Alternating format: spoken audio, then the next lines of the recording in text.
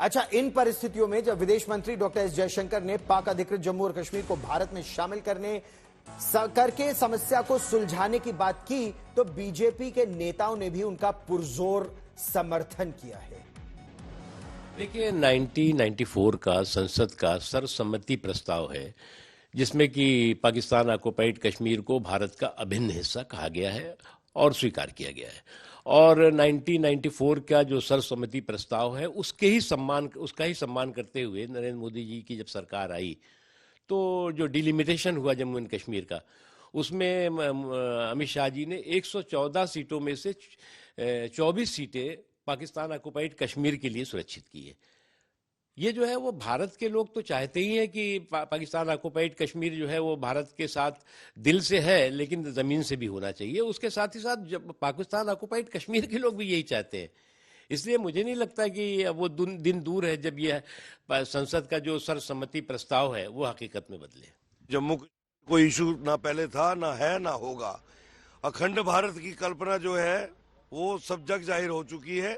और अखंड भारत की जब हम कल्पना करते हैं तो पीओजे को हम मानते हैं कि वो हमारा हिस्सा था, है, और उसको वापस लेने में मुझे नहीं लगता है कि ज्यादा समय लगेगा।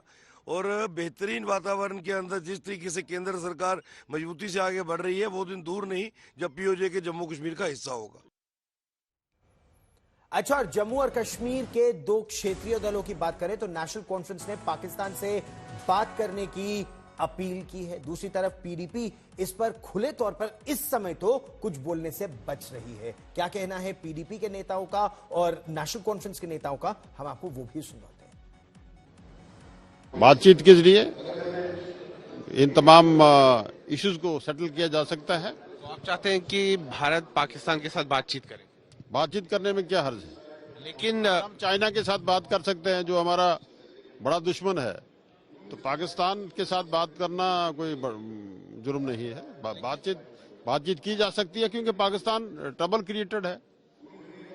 हमारा पड़ोसी जरूर है लेकिन दुश्मन है, और दुश्मन से भी बातचीत करके इश्यूज के हल निकाले जा सकते हैं। आप चाहते हैं हर एक न्यूज पीओके के बारे में हो जाए, तो ये तो सही नहीं है। I am not here about PoK sir, I am here to talk about our martyrs. We are here to protect their dignity, we are here to protect their respect. हम उनको, किसी को भी, बीजेपी को खास तौर से, we will not let them disrespect their memory, disrespect their honour.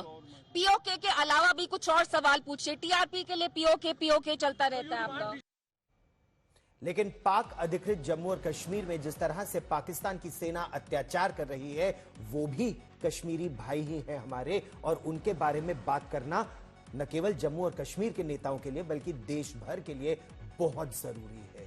तभी तो वो भी जानेंगे कि हम उनके साथ लगातार जुड़े हुए हैं। वैसे विदेश मंत्री डॉक्टर एस जयशंकर के बयान को लेकर प्रदेश कांग्रेस अध्यक्ष तारिक अहमद कर्रा ने संसदीय प्रस्ताव के इसे मुताबिक बताया। अच्छा, जम्मू और कश्मीर के मुख्यमंत्री उमर अब्दुल्ला इस समय क्या बोल रहे हैं, सीधे चलते हैं। हमारी नौकरियां, हमारी कहां है वो लॉज ना, कहां है वो कानून?